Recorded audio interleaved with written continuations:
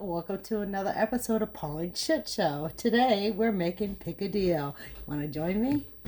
Today I'm recording it because my kids, who absolutely love my picadillo, always ask me for the recipe, so maybe they can follow this a whole lot better. What you're going to need is some sort of pan. I'm using an aluminum pan. That's best how you cook rice. I'm actually going to probably use all this rice right here, but very much well used. But you always want to wash your rice first. So for this, I am using 4 cups of rice. 2 cups. So we're going to do 3 cups. Then you want to wash your rice. A lot of people do not wash their rice. Watch a video on how they harvest rice, and then you will forever be washing your rice. Some cold water. Pour some cold water in here. Now let me tell you, this water that you're using to wash your rice with, use it in your plants. It has a lot of stuff in it that your plants like. I don't remember what video I saw it on, but message me and I'll see if I can find it for you. But look how dirty that water is getting already. That's just nasty. Save that water for my plants. I always wash it 2 or 3 times. The third time, by the third time, you're still not going to have perfectly clear water.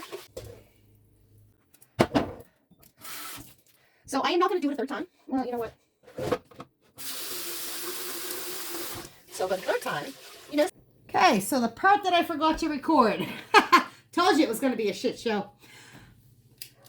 I added 3 cups of water to my rice. I sprinkled some salt in there. I put a little bit of my infused oil in it. This one happens to be an Italian herb, garlic, with a little bit of chili powder as well. Put a regular olive oil because you definitely do not want your rice to stick together. And now we're waiting for it to come to a boil.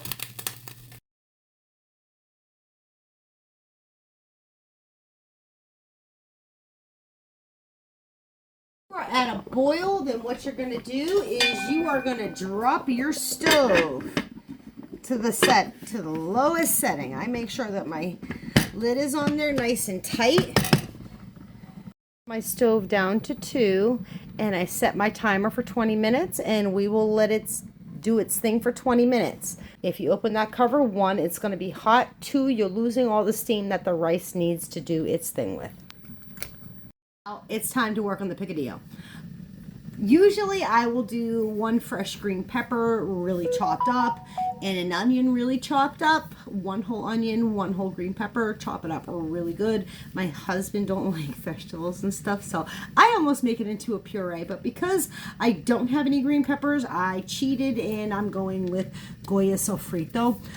It has everything in it that typically I will put in to my regular picadillo. I do like using fresh. I don't like using canned because we do not know what they are putting into our foods. So, but a quick cheat if you want to make something really quick right away, use Goya. I'm only going to use about a half a can. So we are going to start adding all this together. In this pan, the first thing I am going to do is I'm going to add a little bit of olive oil. That's what I saved my little oil for. I'm going to turn my heat to almost like a medium on my skillet. I'm going to add just a little oil in there. Like I said, that's just going to give it a little bit more flavor. I'm using the rest of that bottle that I had showed you. If you didn't, I cannot open this. It's going to be a shit show. It's always a shit show. There we go. So first thing I'm going to do is add just about the half a jar of sofrito. My grandson, I think, ate all my olives. Actually using a whole jar of sofrito. I am going to add a little garlic to it because I love garlic.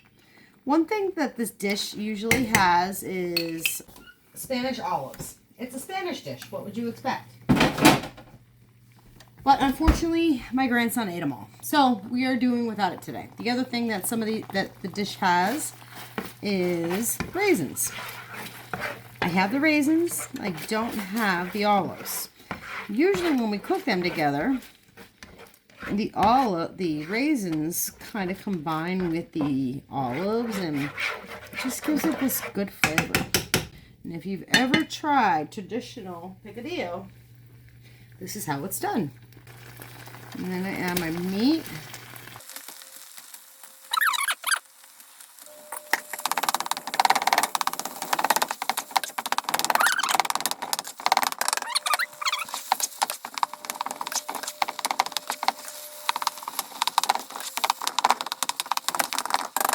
I have my Goya.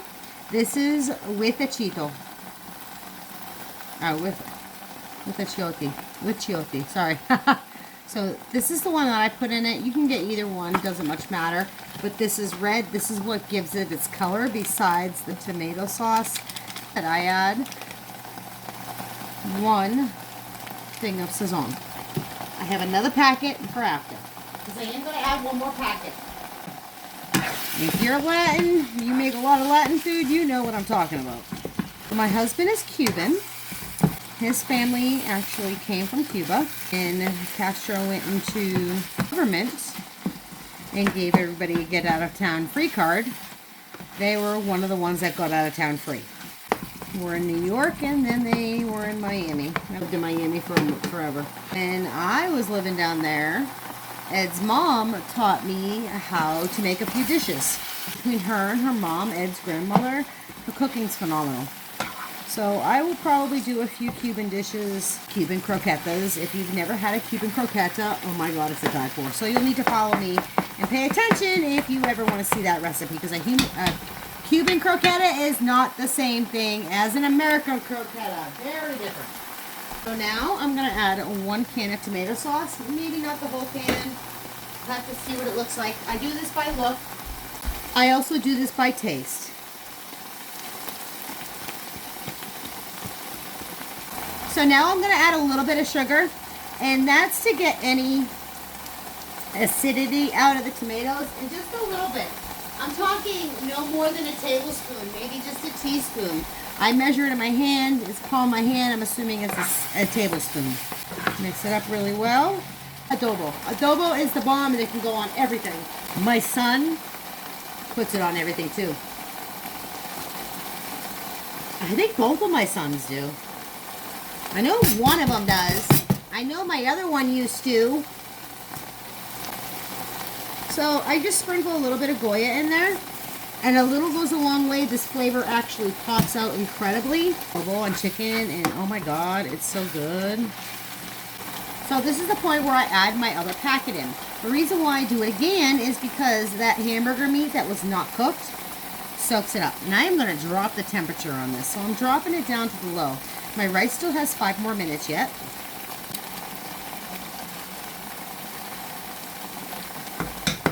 And typically I'll taste it.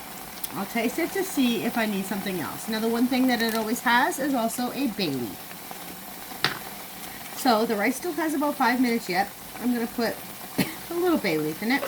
It's equivalent to a whole leaf. I'm going to add a little bit more adobo.